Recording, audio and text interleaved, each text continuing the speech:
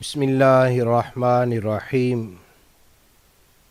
معزز و محترم سامعین و ناظرین، السلام علیکم ورحمۃ اللہ وبرکاتہ۔ احباب ذی وقار، ہم نے چند روز قبل ایک ویڈیو اپلوڈ کی تھی جس میں کامران شہزاد کے ایک حوالے کی خبر لی گئی تھی۔ کامران شہزاد نے حضرت سیدنا یوسف علیہ السلام کے جسد اقدس کی منتقلی اور بنی اسرائیل کی بڑھیا کے متعلق بیان کردہ روایت کے متعلق حافظ ابن حجر عسقلانی رحمۃ اللہ علیہ کی المطالب العالیہ کا نام استعمال کیا تھا، جس کے متعلق ہم نے اپنی ویڈیو میں 3 نسخوں کے سکین لگا کر عوام الناس کو دکھایا کہ حافظ ابن حجر عسقلانی علیہ رحمہ نے المطالب العالیہ میں اس روایت کو غیر معتبر اور غیر مستند قرار نہیں دیا، بلکہ آپ نے تو اس روایت کو امام ابو یعلا کی مسند کے حوالے سے بیان کر کے وصححہ ابن حبان، یعنی ابن حبان نے اس روایت کو صحیح قرار دیا ہے، یہ لکھا ہے۔ فن حدیث سے تھوڑا سا بھی تعلق و شغف رکھنے والے احباب جانتے ہیں کہ ایسے کلمات کو تائید و تحسین سمجھا جاتا ہے جب تک کہ وہ محدث ان کلمات سے اختلاف نہ کرے یا کسی علت قادحہ کی نشاندہی کر کے اپنی کسی رائے کا اظہار نہ کرے۔ محدثین و شارحین کا یہی سنی ہے، مگر بڑے دکھ کے ساتھ یہ کہنا پڑ رہا ہے کہ یہ کامران شہزاد اپنی احمقانہ تشریحات اور من گھڑت توجیحات کے ذریعے اصطلاحات محدثین و فقہا میں گڑبڑ پیدا کرنے کے لیے کوششیں کر رہا ہے اور ان کوششوں میں لگا ہوا ہے، اور اس کی یہ حرکات صرف اپنے جھوٹوں کو چھپانے کے لیے ہیں تاکہ عام لوگ اس کے جھوٹوں پر واقف ہونے کے بعد بھی تذبذب کا شکار رہیں۔ آج کل لوگ علمی زوال اور احکامات اسلامیہ کے نافذ نہ ہونے کے باعث شترے بے مہار کی طرح بن چکے ہیں، اور کھوٹے سکے بھی بڑے القابات کے ساتھ منہ اٹھا کر سوشل میڈیا پر بیٹھے محقق و مذہبی سکالر بنے بیٹھے ہیں اور اپنے آپ کو بڑے بڑے ائمہ احادیث و تفاسیر سے بھی بالا تر سمجھ رہے ہیں۔ یہ صاحب بھی ایسے ہی الٹے دماغ کے معلوم ہوتے ہیں کہ جتنا بھی ان کو سمجھایا جائے حقیقت ان صاحب کی عقل شریف میں آنے والی نہیں۔ محترم ناظرین و سامعین، کامران شہزاد کو اگر امام ابن حبان علیہ رحمہ کی تصحیح سے اتفاق نہیں تو ان کی یہ مرضی ہے، وہ اپنا علمی اختلاف جو ہے ان سے کر سکتے ہیں،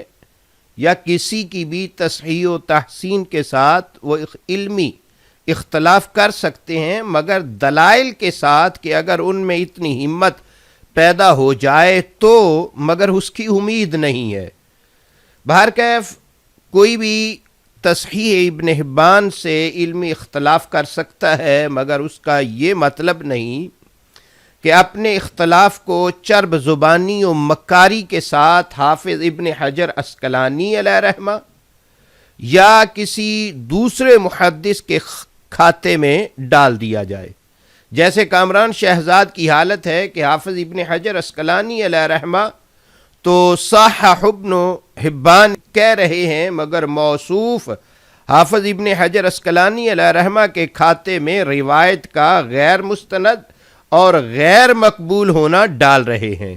اگر کامران شہزاد سے کوئی پوچھتا ہے کہ اللہ کے بندے المطالب العالیہ میں کہاں حافظ ابن حجر اسقلانی علیہ رحمہ نے اس روایت کے متعلق اس کے غیر مستند اور غیر مقبول ہونے کا ذکر کیا ہے، تو یہ کراچی کا بھو علی سینہ اچھل کر کہنا شروع کر دیتا ہے کہ دیکھیں حافظ ابن حجر اسقلانی علیہ رحمہ نے جو لکھا ہے صحح ابن حبان کہ ابن حبان نے اس روایت کو صحیح قرار دیا ہے، اس کا مطلب ہی یہی ہے کہ یہ روایت ضعیف ہے۔ واہ میرے اللہ تیری قدرت۔ احباب ذی وقار، آپ پہلے اس کامران شہزاد کا ویڈیو کلپ ملاحظہ فرمائیں۔ حدیث ابن حبان مجہول راویوں کی بنیاد پر بھی حدیث کو صحیح کہہ کے چلے جاتے ہیں، اس لیے جہاں کہیں فقط یہ لکھا ہوا ہے کہ ابن حبان نے اس حدیث کو صحیح کہا، یہ اصل مطلب ہوتا ہے کہ یہ حدیث ضعیف ہے۔ جی تو احباب ذی وقار، آپ نے کامران شہزاد کا ویڈیو کلپ ملاحظہ فرمایا۔ کامران شہزاد جان من، اگر تمہاری ایسی ہی من گھڑت تشریحات اور تعبیرات ہیں تو پھر کوئی دانا سے دانا آدمی بھی تمہیں سمجھا نہیں سکے گا۔ اگر کسی روایت کے بارے میں ہم تمہیں کسی محدث یا عالم کا قول تصحیح اور تحسین کے متعلق دکھائیں گے تو تم کہو گے کہ اس کا مطلب ہی ضعیف ہے۔ محترم ناظرین و سامعین، ایسا شخص جو سفید کو سیاہ اور سیاہ کو سفید لے، ایسے شخص کو کوئی خاک سمجھا سکتا ہے؟ مگر پھر بھی ہم عوام الناس کو بہکنے سے بچانے اور اپنا پیغام پہنچانے کے لیے کچھ باتیں عرض کرتے ہیں۔ احمد معبد عبد الکریم جو جامعہ الازہر کے استاذ الحدیث ہیں، ان کی تقدیم کے ساتھ دمشق سوریہ سے حافظ ابن ملقن کی التوضیح صحیح بخاری کی جو شرح ہے وہ شائع ہوئی ہے۔ یہ اس کی جلد 14 ہے اور صفحہ اس کا جو ہے وہ 279 ہے، 279۔ اس کے حاشیے کے اندر لکھتے ہیں کہ وقال الحافظ فی المطالب، جلد 3 صفحہ 468، یعنی تیسری جلد صفحہ 468،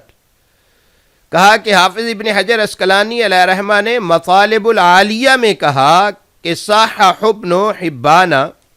وسکت فکأنما اقرہ، کہ حافظ ابن حجر اسقلانی علیہ رحمہ نے مطالب العالیہ میں اس روایت پر صحح ابن حبان کہا اور اس قول پر سکوت اختیار کیا، تو گویا حافظ ابن حجر اسقلانی علیہ رحمہ نے اس کو تصحیح ابن حبان جو ہے اس کا اقرار کیا، اس کو برقرار رکھا ہے۔ کامران شہزاد، یہ حوالہ فقیر نے تمہاری تسلی کے لیے دیا ہے تاکہ تم جان سکو کہ پاکستان سے باہر رہنے والے یہ 19-20 کے قریب باحثین جو ہیں، ان کی جماعت بھی اس اصطلاح کا مطلب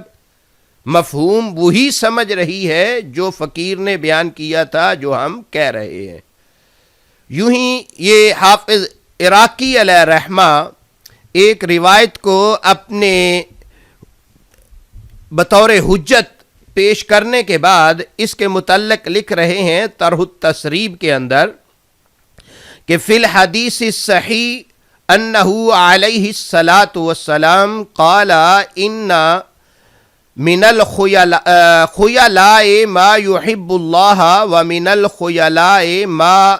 یبغض اللہ فاما الخیلاء التي يحب اللہ، کہ یہ ایک روایت ہے، اس کو جو ہے وہ ذکر کرنے کے بعد اپنی تائید کے اندر اس کو ذکر کیا، اور ذکر کرنے کے بعد آگے کہتے ہیں کہ الحدیث صحح ابن حبان، کہ یہ ابن حبان علیہ رحمہ نے اس کی تصحیح کی ہے اور اس کو بطور حجت پیش کر رہے ہیں۔ اگر ابن حبان کی تصحیح کا یعنی صحح ابن حبان اس کا اگر مطلب تضعیف ہوتا یا اس کا مطلب غیر مستند اور غیر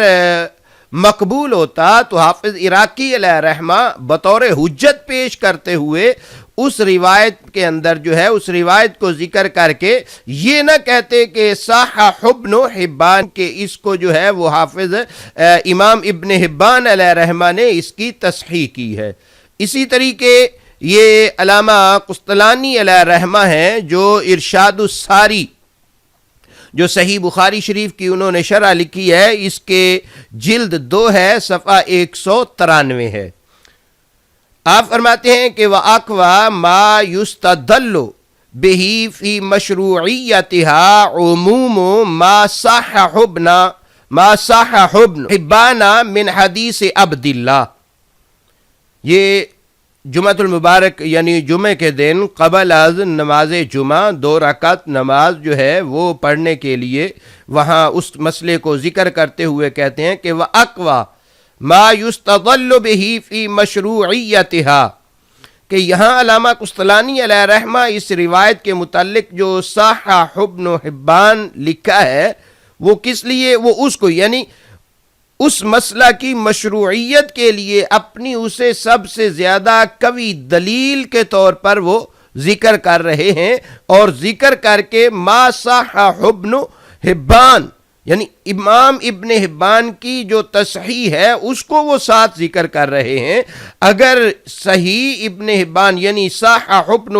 حبان کا مطلب یہ ہوتا کہ وہ حدیث غیر مستند اور غیر مقبول ہے تو اس کو علامہ قسطلانی علیہ رحمہ دلیل کیوں بناتے، اور یہ دلیل کیسے بن سکتی تھی اگر ان کے نزدیک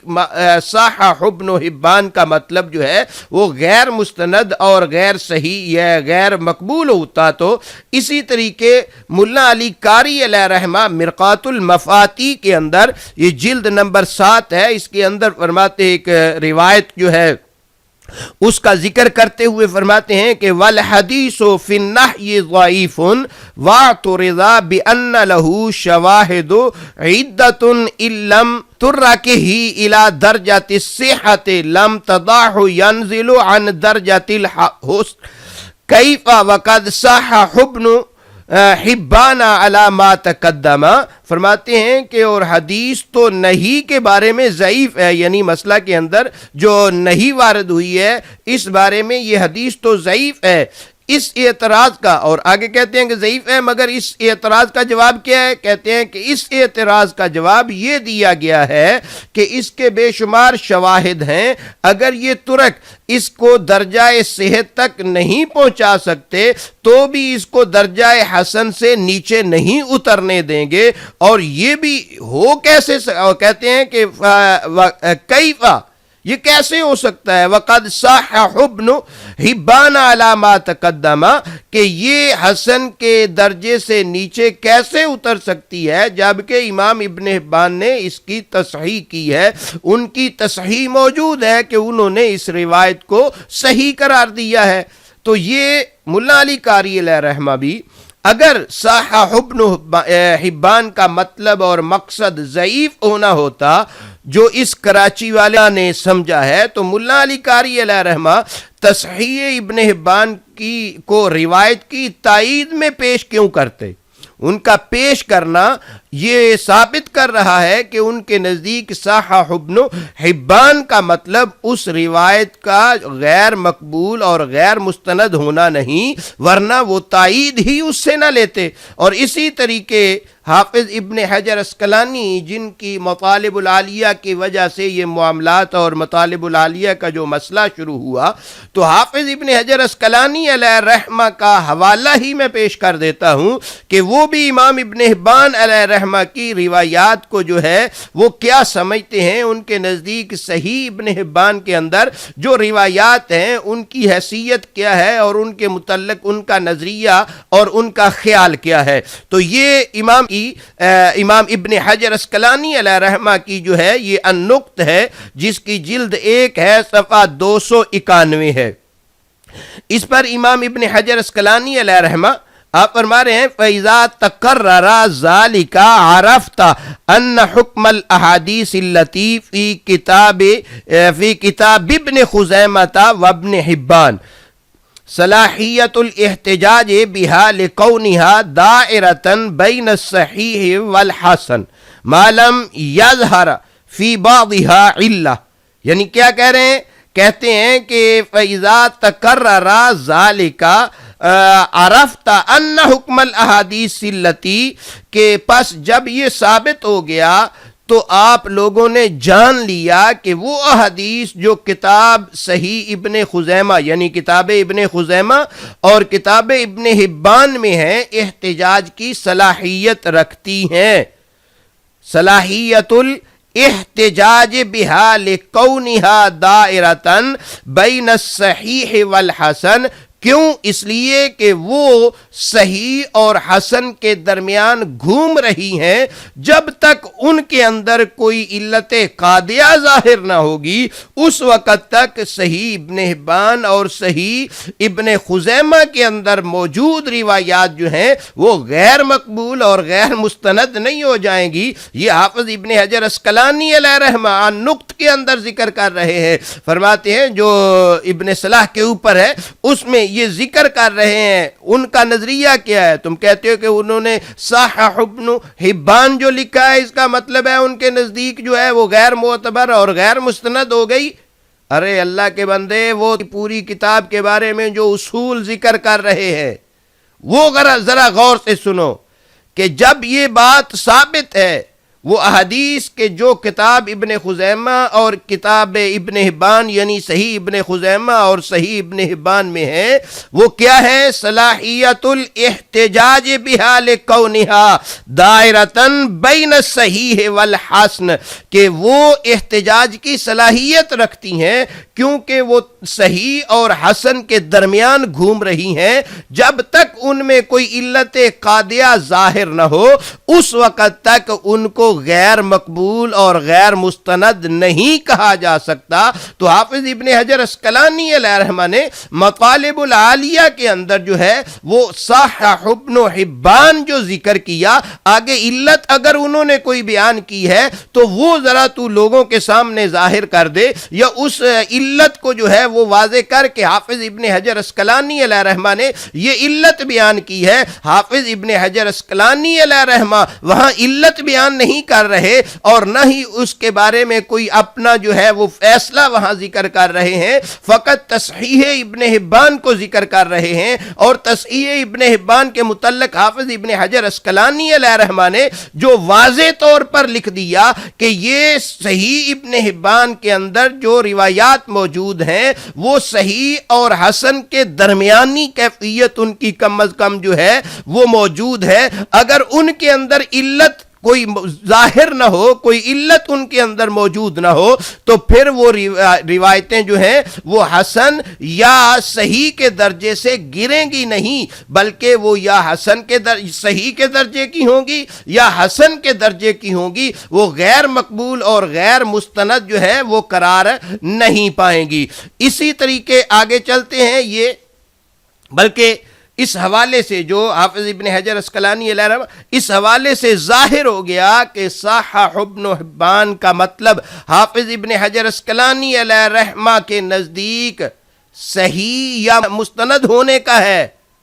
ان کے نزدیک غیر مستند یا غیر مقبول ہونے کا نہیں. ہاں اگر اس کے اندر کوئی علت قادیہ ظاہر ہو جائے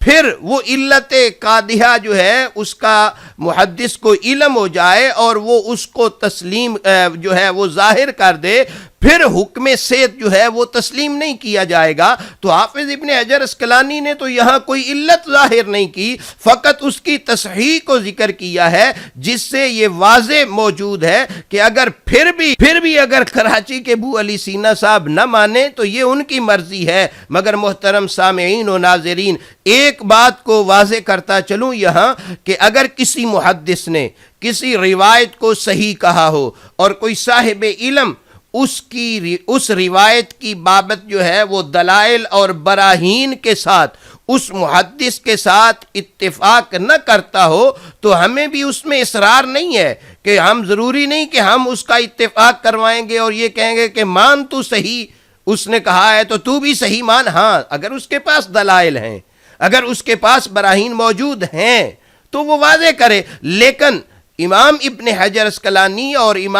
دوسرا حافظ ابن حجر اسقلانی علیہ رحمہ نے یہاں کوئی علت ذکر نہیں کی، انہوں نے تنقید نہیں کی، انہوں نے تو امام ابن حبان کی تصحیح کو ذکر کر کے برقرار رکھا ہے، نہ کہ اس کا مطلب ضعیف ہے. اگر اس کا مطلب ضعیف ہونا ہے تو حافظ جو اصول بیان کر رہا ہے، حافظ ابن حجر نے جو اصول بیان کیا، پھر تو تیرے نزدیک وہ اصول بھی ختم ہو جائے گا. حافظ کے نزدیک کم از کم حافظ ابن حجر اسقلانی علیہ رحمہ کے نزدیک وہ غیر مستند نہیں ہے، وہ غیر مقبول نہیں ہے. محترم سامعین و ناظرین، مگر اس کا یہ مطلب نہیں